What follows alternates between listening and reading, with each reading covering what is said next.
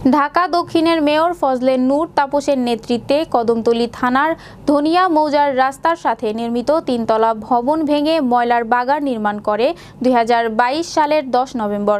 ভবনের মালিককে ভেঙে ফেলার নোটিশ ছাড়াই ভবন ভেঙে ফেলা হয়। বর্তমানে ওয়ারিশ সূত্রে মালিক আব্দুর রউফ গং এই অবৈধ উচ্ছেদের বিপরীতে মহামান্য আদালতের শরণাপন্ন হলে আদালত স্থগিতাদেশ জারি করেন। আদালত সমস্ত নথিপত্র পর্যালোচনা করে জমির মালিক আব্দুর রউফ গংদের পক্ষে রায় দেন। সাবেক মেয়র ফজলে নূর তাপস অন্যায়ভাবে বহুতল ভবন ভেঙে লক্ষ লক্ষ টাকার ক্ষতি সাধিত করেছে। এ ঘটনায় জড়িতদের সঠিক তদন্ত ও আইন শৃঙ্খলা বাহিনী সহ বর্তমান অন্তর্বর্তী সরকারের নিকট সঠিক বিচার প্রার্থনা করেন ভুক্তভোগীরা। পুরা মানুষকে তাদের তো গায়ের জোরে মানুষকে ক্ষতি করার চেষ্টা। তারা তো আসলে মানুষ সেবা করতে আসে নাই, তারা আসছে মানুষের ক্ষতি করতে। তারা নিজেরা কীভাবে বড় হবে তাই চিন্তা করছে।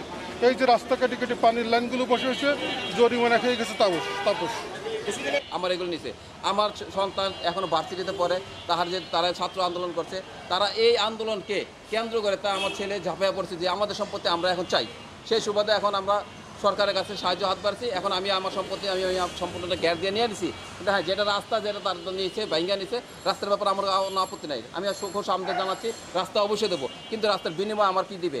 আমার তো বিনিময় দিতে হবে। এখন আমি আমার জায়গাটা আমার পুনরায় ফিরে পাই, এটাও আমি চাই। আমি এখন আমাদের যেহেতু আমাদের সরকার নেই, তো সেই জায়গায় তো আমরা অবশ্যই এই জায়গাটা ফিরে পাবো। যেহেতু তাপস নেই, সে একটা আমাদের একটা আকাঙ্ক্ষা আশা রয়ে গেছে।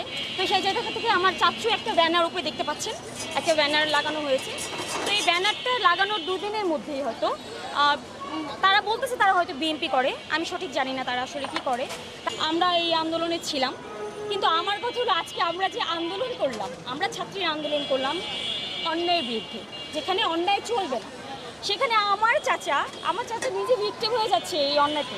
তো সেখানে অবশ্যই আমি চাই, আমার দাবি একটাই,